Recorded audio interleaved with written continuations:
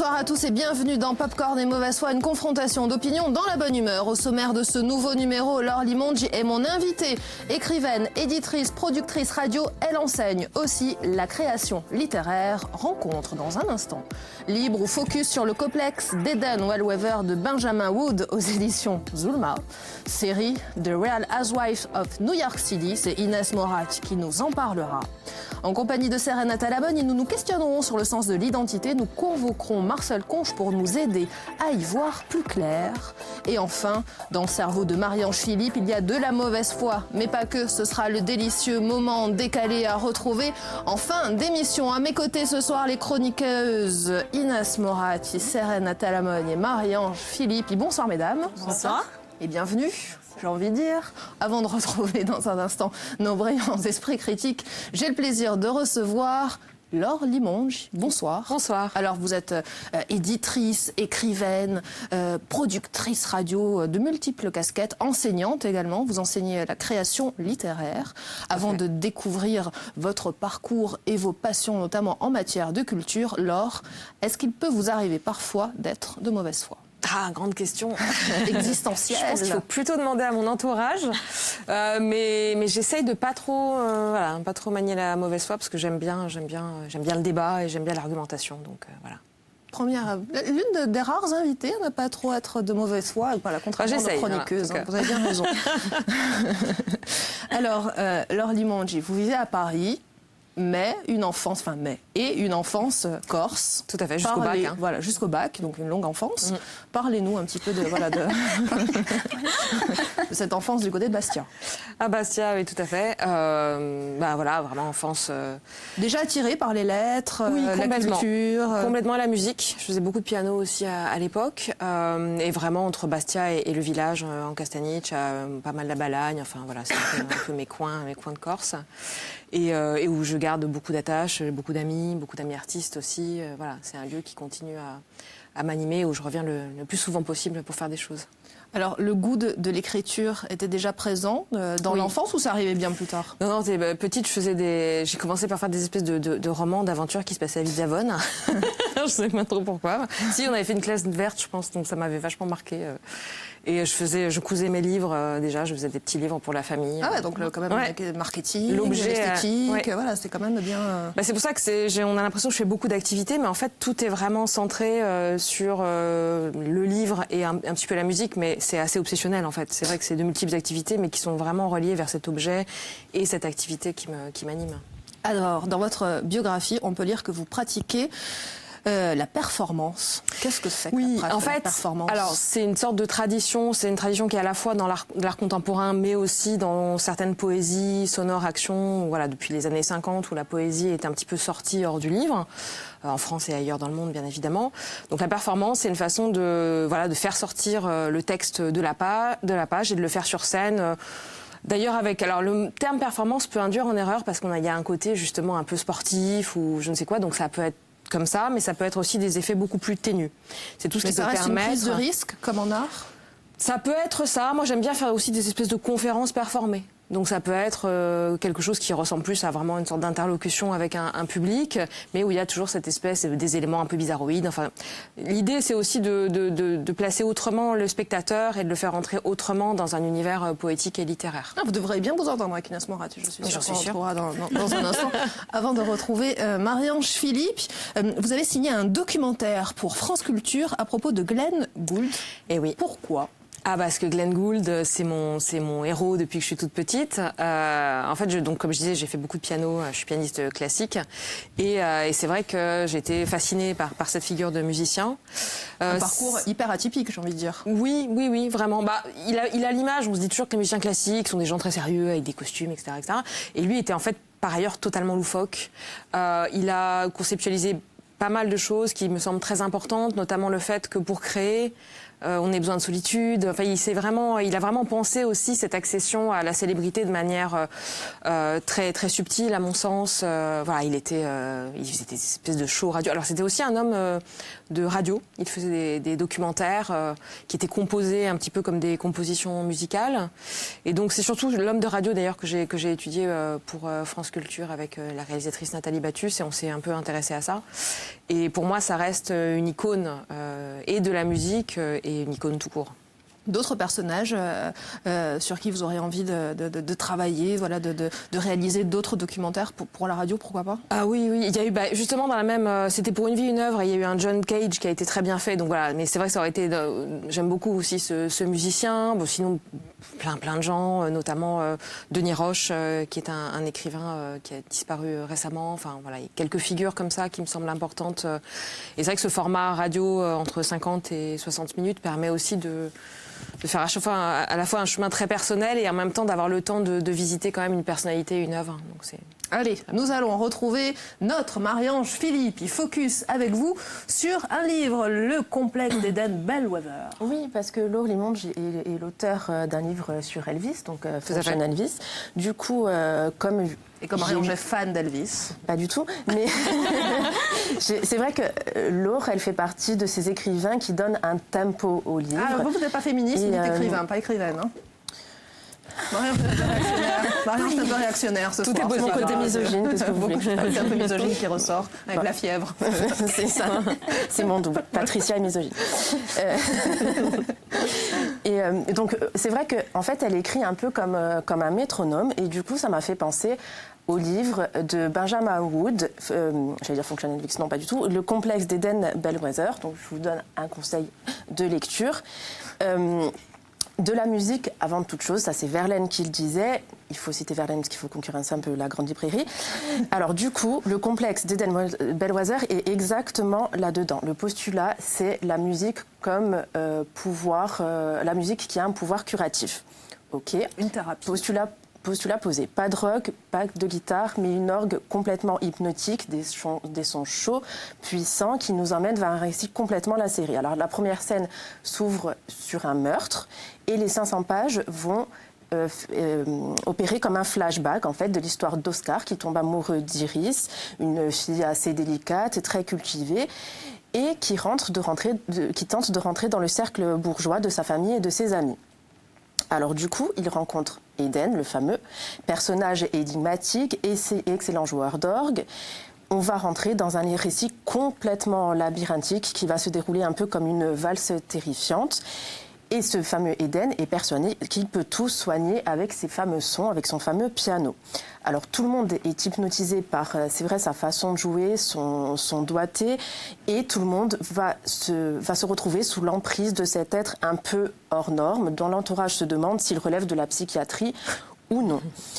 Eden est ce qu'on pourrait appeler communément un fou, mais on ne sait pas bien où s'arrête la folie, la sienne d'abord. Il y a un côté manipulateur chez lui ou pas? Complètement, mais on ne sait pas trop le situer.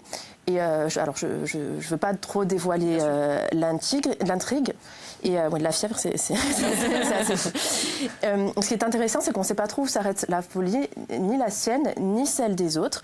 Et en fait, il va plonger dans une mégalomanie complètement folle. Il va réussir à nous plonger aussi, qui deviendra fou, qui manipule. En fait, c'est un espèce de tempo irrégulier et c'est efficace jusqu'à la dernière page. Et j'en profite juste pour dire que ce livre est absolument un bijou parce que la méfiance, l'incertitude se cachent dans les détails, notamment les décors, l'atmosphère, le micro-cravate qui peut être sur l'habit de quelqu'un, la maison de Cambridge. Enfin bref, c'est un délice. Moi, je me suis régalée avec le complexe d'Eden Bellwether. Une lecture donc vivement conseillée par notre chroniqueuse Marie-Ange Philippe. Vous connaissiez ce bouquin, Le complexe d'Eden Bellwether? Pas du tout, et je vais le lire avec grand plaisir, mais je pense qu'il y a aussi un fond de vérité. Enfin, moi, je sais que justement, vous m'avez posé la question sur Glenn Gould. Les variations Goldberg, dont je me suis servi, j'ai aussi écrit un livre soliste sur Glenn Gould. Pour moi, c'est un morceau donc, de Bach qui soigne de tout. C'est-à-dire que c'est le morceau, quel que soit l'état dans lequel je suis, si j'écoute les variations Goldberg jouées par Glenn Gould, tout va bien. Alors, puisque nous sommes dans cet instant un peu confidentiel, un peu thérapeutique, grâce à vous, Marie-Ange Philippe, est-ce que l'écriture est une thérapie aussi pour vous? Ou ce n'est qu'un job? n'est qu'une passion c'est difficile. Alors je dirais pas que c'est une thérapie, mais après moi maintenant ça commence à faire longtemps que je pratique quand même, donc je pense que j'ai du mal à séparer les choses. Enfin, c'est évidemment pas qu'une catharsis. L'écriture est aussi une catharsis, une manière de dépasser les choses. Mais au bout d'un moment, quand on en fait une forme esthétique, évidemment ça dépasse complètement ça. Et je pense qu'on a du mal après à situer les champs. Évidemment, il y a des phases de l'écriture. Moi, je tiens aussi un journal de création où il y a quelque chose de cet ordre-là. Mais après, quand on construit une forme à destination d'un public et d'un lecteur, c'est forcément un petit peu différent à mon sens. Alors, avant de retrouver dans un instant Inès Morac, vous êtes éditrice, vous vivez à Paris, vous êtes corse. Quel regard portez-vous sur l'édition en Corse, en toute sincérité? Alors déjà, je connais sans doute pas tout. Ce qui se passe dans l'édition corse, mais pour moi il y a des choses vraiment formidables qui s'y passent, sachant qu'il y a une difficulté de base qui est liée à l'insularité. Et moi je trouve que, enfin, j'adorerais avoir le courage de rentrer en Corse faire de l'édition, mais c'est très dur parce qu'il y a cette simple question-là géographique qui rend les choses très difficiles. Pourquoi est-ce que la plupart, pourquoi est-ce que, mais même à Actes Sud, ils ont des bureaux à Paris, on dit souvent qu'ils sont à Arles, mais ils ont autant de bureaux à Paris qu'à Arles, parce que, les journalistes sont à Paris, enfin, il y a beaucoup de choses qui se passent là-bas. Et donc, faire un travail qui concurrencerait cette centralisation du monde éditorial, ça me semble très difficile. Et donc, en la matière, je trouve les éditeurs corses de très bonne qualité et très courageux. Alors, Laure Limongi, vous êtes édité chez Grasset. Un nouvel opus sortira en 2019. De quoi s'agit-il? D'un roman, d'un essai? Alors, c'est un roman. J'ai hésité parce qu'en fait, le projet de départ, c'est scindé en 2 livres. Donc, je suis en train de finir un essai, mais celui qui sort là chez Grasset, c'est un roman. Voilà, qui s'appelle La timidité des cimes, qui se passe en Corse, qui n'est pas sur la Corse, mais qui se passe en Corse. Est-ce que quand on est édité chez Grasset, on a plus de chances d'avoir le Goncourt on verra. Ou c'est une polémique sans Ah bah non, c'est sûr que il suffit de regarder les livres qui sont inscrits sur le Goncourt. Le Renaudot, quand on est chez Grasset quand même, on a peut-être un peu plus. En fait, les grands prix sont évidemment des prix, ce sont des prix chez des éditeurs qui ont justement cette force de frappe commerciale. Enfin, tout est lié en fait. C'est vraiment un monde commercial qui est entièrement lié. Donc de fait. Gallimard, Le Seuil, Grasset et maintenant Actes Sud d'ailleurs, qui depuis quelques années a plusieurs auteurs primés, comme on le sait particulièrement en Corse. C'est un peu, ça fait partie des grands éditeurs. On croise les doigts pour vous. Oui, on verra. Vous viendrez nous reparler du Goncourt, du Renaudot. Nous n'allons pas parler littérature avec elle ce soir. Non. Nous allons parler série. C'est ça. C'est ça, et télé-réalité un petit peu. Oui, mais d'abord... Ce soir, vous avez mis le niveau un peu haut. Ah oui, voilà, c'est... Oui. Le réécouter, déjà, je suis ravie que vous soyez là parce que... Franchement, on est hyper pareil, quoi. Vous êtes fan de Colombo, moi presque, je regarde Arabesque. Vous êtes pianiste classique. J'ai fait de la flûte en CE1. Et puis, vous voyez de la poésie partout, même dans une simple capture d'écran. Et moi, pareil, mais c'est plutôt de la philosophie. Alors, par exemple, quand je restaure des onglets après un plantage sur mon ordinateur, si je les perds dans un redémarrage, j'estime que c'est une bénédiction d'être libérée d'une prison de ma propre création. Et ça, je trouve que c'est très nietzschéen. Qu'est-ce que vous en pensez? Tout à fait. Non, écoutez, on va arrêter de faire semblant, c'est pas la peine. Constat alors, vous êtes cool, pas moi. Non, arrêtez, c'est pas la peine de écouté, on s'entend plus sur le plateau. Non, la première fois que j'ai compris que j'étais pas cool du tout, j'avais 9 ans, je lisais du Colette, et là vous dites, ah tiens, potentiel. Non, je lis un Claudine. Le blé dans l'herbe, Claudine. Alors, je lis un Claudine, tout se passe bien, jusqu'à ce qu'elle se mette à tracher les gens qui prononcent le mot adéquate, et je venais lui dire comme ça dans ma tête. Humiliation, révélation, j'étais donc inadéquat. Je sais plus du coup. Alors du coup, je me suis dit que j'allais me faire humilier ce soir parce qu'après j'ai grandi, en fait c'est plutôt sympa. Ah, calmez-vous, ça va trop loin. Donc ce soir j'ai envie d'avoir honte, Laure. Ça suffit. Est-ce qu'on peut investir dans un panneau pour me séparer de cette personne Donc ce soir j'ai envie d'avoir honte. Oui, Laure, je vais vous dévoiler le pire truc que je regarde et comme elle a spoilé, donc je regarde The Real Housewives of New York City. Mais vous le dites tellement mieux que moi, Inès. Ouais. Alors par contre, je vous préviens, les chroniqueurs, s'il y en a un qui s'emballe un moment, s'il y en a un qui peut plus supporter cligner des yeux 2 fois, la Sécu est prévenue, elle viendra vous récupérer. Il y aura extraction. Alors le pitch, quel est le projet de cet objet télévisuel ? il n'y en a pas. Je déclare que là, officiellement, en tant que civilisation, on est arrivé au point de décadence de Rome. Non, juste Real Housewives, c'est une émission de télé-réalité américaine diffusée depuis 2008 qui suit la vie quotidienne de femmes au foyer entre la Fashion Week et les Hamptons. Alors Paul, je suis désolée de te faire ça, mais vas-y, lance la BA. I tell it like it is, but I always make it nice. I'm an acquired taste. You don't like me? Acquire some taste. There's nothing gray about my gardens. In the politics of friendship, I win the popular vote. The only title I'd trade Countess for is wife. A good set of lashes can fix anything, even a mugshot. If you're gonna take a shot at this V, you better not miss. Plateau.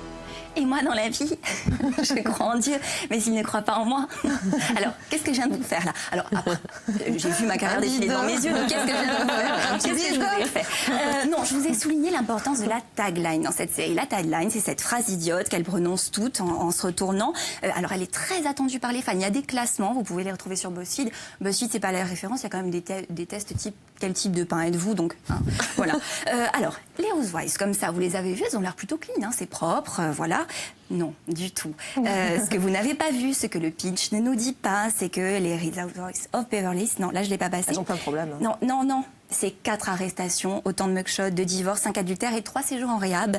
La beauté de cette œuvre, c'est que si l'essentiel est scripté, la vérité perce parfois.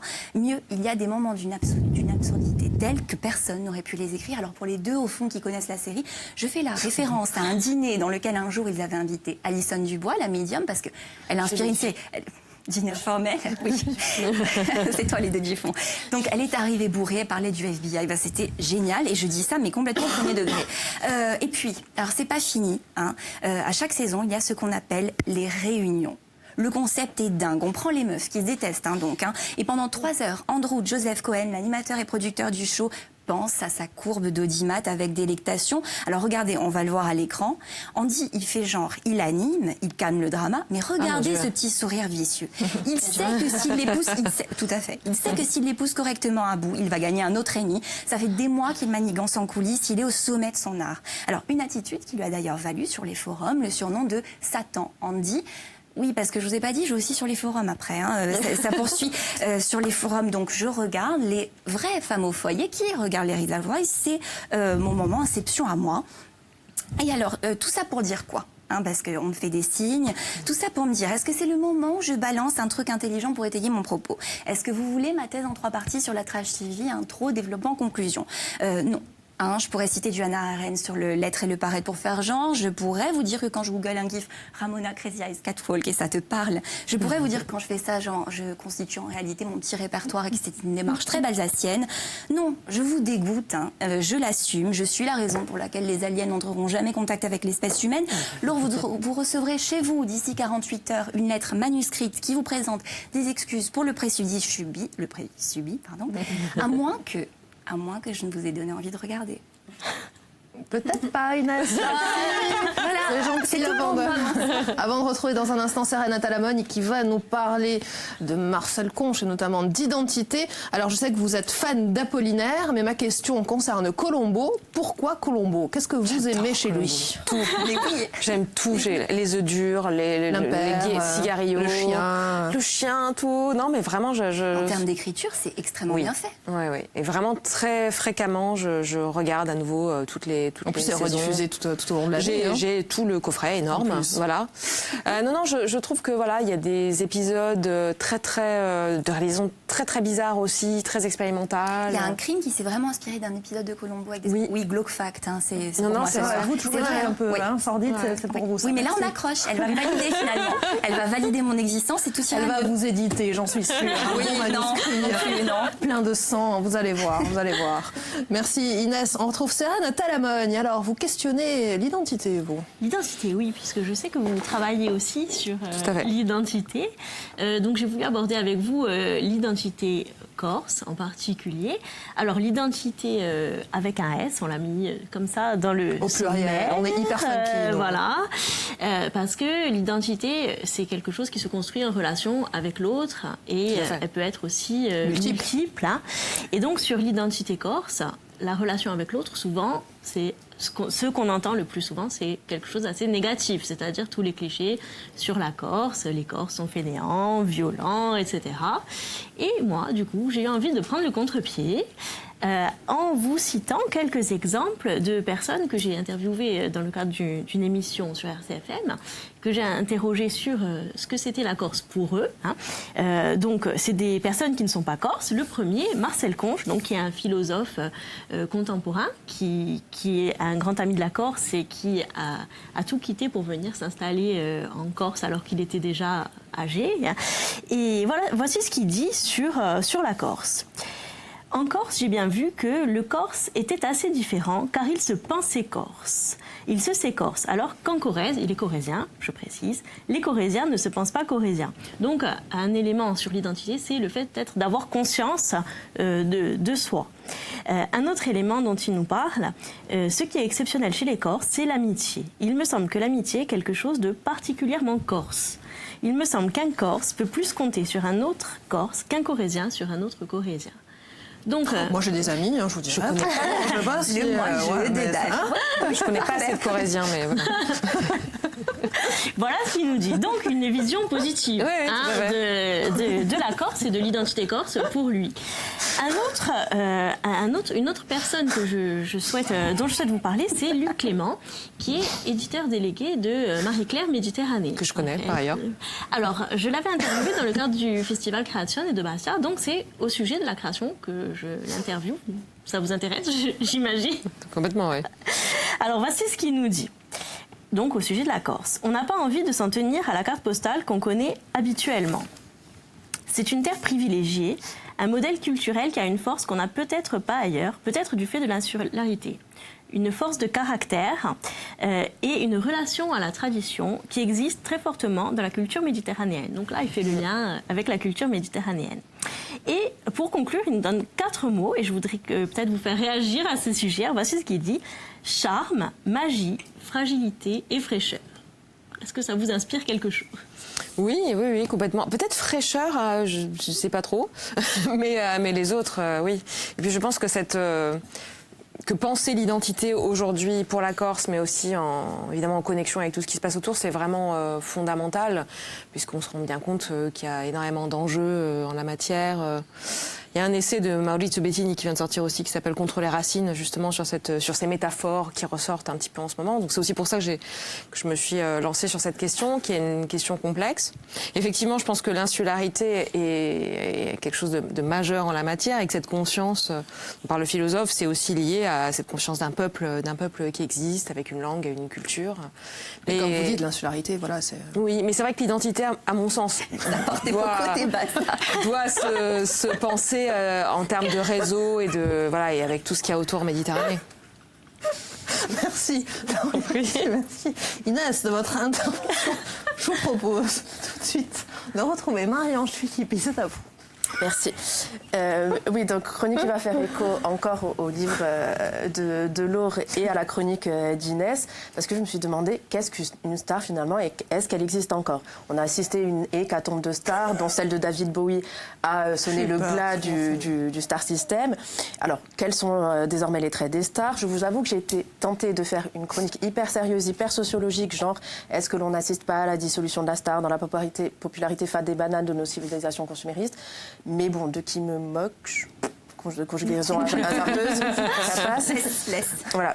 Et en préparant cette chronique, je me suis dit, je vais aller sur France Culture, chercher des trucs hyper sérieux, et je suis tombée sur un tuto, sur un wiki, comment devenir une star, avec de vrais conseils du genre, trouver un talent qui corresponde à votre capacité. Oui. Obtenez un emploi de base dans votre secteur d'activité. Idée, devenez éclairagiste. Donc tous les éclairagistes là peuvent devenir des stars potentielles, notez-le. Et après, des conseils aussi pour gérer le star system, du genre éloignez-vous quelque temps des lumières du showbiz, prenez soin de votre santé, attention aux drogues et à l'alcool. La célébrité vous amène toujours à être en mouvement, dormez beaucoup. Ok. Donc conseil noté, mais il se plante complètement les gars, parce que qu'est-ce qui fait une star? Alors vous allez me dire le style, le combo, boucle en cocktail, veste en marbre et chaussures en saumon. Pas du tout. C'est ce qui fait une star, c'est le drama. aucune biographie digne de ce nom ne veut d'une enfant heureuse. On va pas faire un livre sur Elvis du genre oui, il a fait ethnologie, puis il est mort paisiblement dans son âge à l'âge de 98 ans. Ça marche pas, faut du sale, des chiottes, des névroses, de la pauvreté, de la dépression. Et on a nos chances alors ici quand même. On est encore dans la course. Et c'est d'ailleurs pour ça qu'on a une décroissance de stars, parce que maintenant les stars c'est nous, #mort aux blogueuses, mais notre vie est complètement chiante. Il y a même un gars, Solbe Inès Mouvement, qui a basé Je peux pas le faire même force. Oui, qui a basé sa popularité sur la technique du salage de viande. On en est là. Je finis juste, oui, la seule, et je vous jure que j'ai fini ma chronique comme ça, qui peut être une star, c'est Inès, parce qu'un jour, elle a déclaré « C'est sale, c'est malsain, c'est tout ce que j'aime ». Et ça, elle a tout compris. Merci Marie-Ange. Et nous vous suivrons, Inès. Merci à vous. Merci Laure Limongi d'avoir accepté cette invitation. Nous lirons donc votre prochain opus qui sortira chez Grasset, votre maison d'édition. Je n'étais pas seule. Vous l'aviez peut-être remarqué. À mes côtés ce soir, Inès Morat, Marie-Ange Filippi et Serena Talamogne. Merci à vous, mesdames. Merci Laure. Merci. Bonne azère à tutti. Nanta France 3 Courtsiga et Via Stil. Et à presto.